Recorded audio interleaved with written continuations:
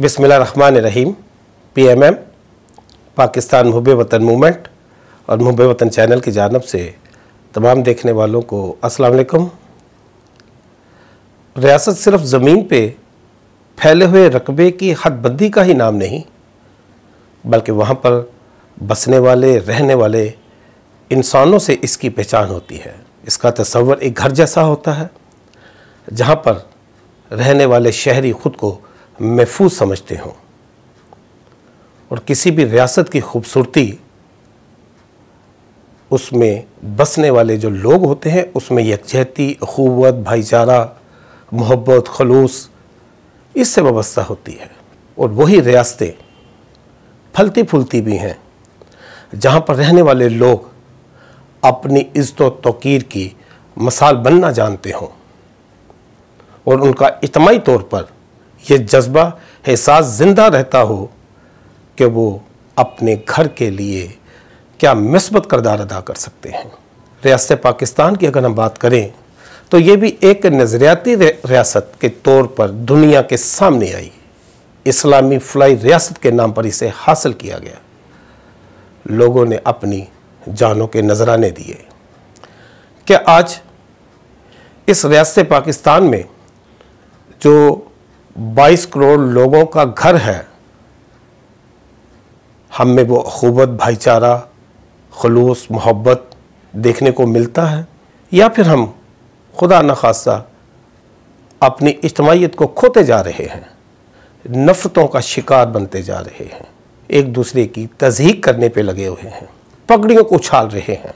क्या इससे रियासत का जो वजूद है वो मजबूत हो सकता है कि जहाँ पर उसके अपने ही रहने वाले जो सपूत हैं वो आपस की बेइत्तेफाकियों में उलझे हों? क्या इस तरह हम अपने वतन अज़ीज़ के लिए इज्तिमाई तौर पर कोई मिस्बत किरदार अदा कर सकते हैं? आज अगर हम गौर करें तो शायद एक मुंतशिर हजूम सा महसूस होता है। किसने बनाया? यकीनन देखा जाए तो ग्लोबल एनवायरनमेंट बदल रहा है। बैरूनी कुव्वतों के मफादात पाकिस्तान से क्या हैं?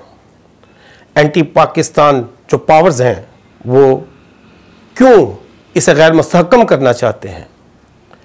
चाइना और ईरान के दरमियान क्या माहिदा हुआ है? मिडिल ईस्ट की सियासत का स्ट्रक्चर क्या है? 2023 में टर्की अगर सल्तनत उस्मानिया का नाम ले रहे हैं तो फिर क्या हालात बनेंगे? अगर देखें तो 22 करोड़ जो अवाम पाकिस्तान में रहते हैं वो शायद इससे बेखबर हैं, नाआशना हैं, वो उलझे हुए हैं।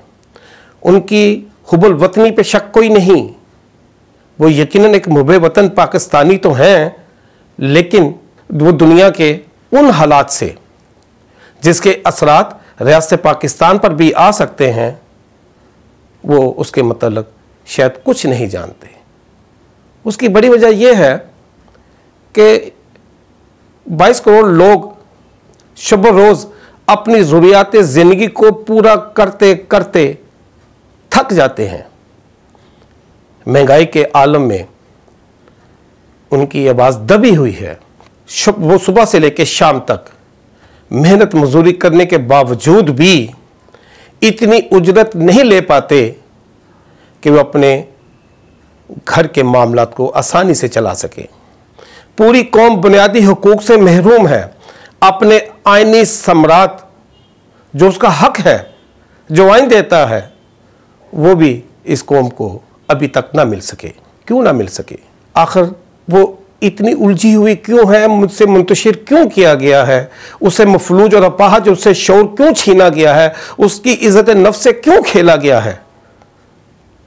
कुछ तो कुव्वतें होंगी जिन्होंने कुछ ना कुछ मनसूबा साजी की होगी,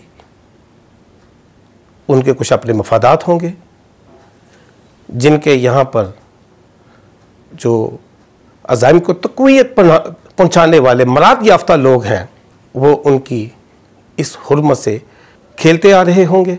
यही तो नाज़रीन इसके असल असबाब हैं कि हो सकता है कि बहुत सारे अहले दानिश, फ़हम फ़रासत रखने वाले, मुल्क से मोहब्बत करने वाले इन हालात के मतलब अपने अपने अंदाज़े गुफ्तगू से कौम को बताने की कोशिश तो करते हों, लेकिन नीचे जो कौम को हजूम बनाया गया है, जिन्होंने ये मनसूबा साजी की है, उन मनसूबा साजों ने अपने नैरेटिव के लिए शायद यहाँ पर कुछ ऐसे लोगों को भी रखा है जो सिर्फ उनके ही नैरेटिव को लोगों के सामने बयान करके गुमराह रखना चाहते हैं।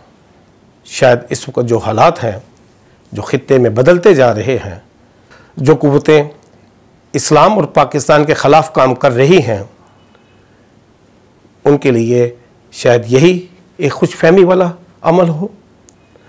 लेकिन इसके लिए हमने अपना किरदार तो अदा करना है, हमने देखना तो है और हमें देखना भी चाहिए। हमें 22 करोड़ कौम को क्यों तकसीम किया गया, किन्होंने बांटा, उनके मफादात क्या थे, वो किन के मराद याफ्ता हैं, वो इस घर के खिलाफ आखिर साजिशें क्यों कर रहे हैं। जिन्होंने इस पाकिस्तान को हासिल किया था, जिन्होंने अपनी जान के नजराने दिए थे, उन्होंने तो यहाँ पर आज़ादी के सूरज को तुलू होते हुए देखा था। इसके लिए नाज़रीन शायद हमें भी अपना किरदार निभाना चाहिए। शायद ये रियासत अपने सपूतों से ये डिमांड कर रही है, मुतालबा कर रही है कि उनको इस नासूरों से बचाया जाए जो इसकी हुर्मत के साथ खेल रहे हैं, जिन्होंने यहाँ पर रहने वाले 22 करोड़ लोगों को उनके हुकूक से महरूम रखा है, मुंतशिर किया है, हजूम बनाया है, नफरतें फैलाई हैं, अखुवत को छीना है, यकजहती को तार तार किया है। आज हमें सिर्फ और सिर्फ पाकिस्तानियत के जज्बे के नाते अपनी तकसीम को तोड़ना होगा, अपने वजूद को समेटना होगा, ताकि हम पाकिस्तान के दिफा के लिए अपना किरदार अदा कर सकें। एक मसाके पाकिस्तान करने की ज़रूरत है ताकि हम इसकी सलामती के लिए उसके इदारों के साथ खड़े होकर अपना किरदार निभा सकें। बहरकैफ इस दुआ के साथ नाजरीन कि अल्लाह ताला हमें उन मनसूबा साजों को समझने की तौफीक दे जिन्होंने हमें हजूम बनाया, हमसे हकूक़ छीने, हमें मुआशी तौर पर ग़ुलाम रखा, और जो आज भी इस रियासत के लिए नापाक अज़ाइम रखते हैं, उनको मलिया मेट करने की अल्लाह ताला हमें तौफीक और हिम्मत दे। अपना बहुत सारा ख्याल रखिएगा, हमें इजाज़त दीजिएगा। व आखिर दुआना अनिल हम्दुलिल्लाहि रब्बिल आलमीन।